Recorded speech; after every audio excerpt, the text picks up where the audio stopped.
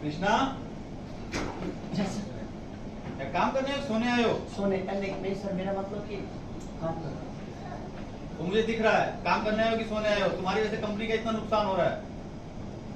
अगर काम नहीं करना, सोना है, सोते रहो, काम छोड़ के घर पे जाके बैठ जाओ। सॉरी सर, क्या है ना कि घर में बच्चे हैं और वो सोने नहीं देते, इसलिए नहीं पूरा नहीं। यहाँ पे जितने लोग हैं ना सब बच्चे वाले ही हैं और सब अपना काम करके टाइम से जाते हैं। मैं तो सोते नहीं है, फालतू का फ्री का पैसा खाने आ गए हैं। काम धाम करना नहीं है।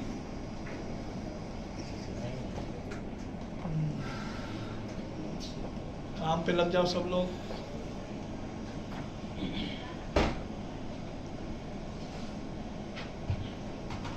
काम कीजिए मैडम।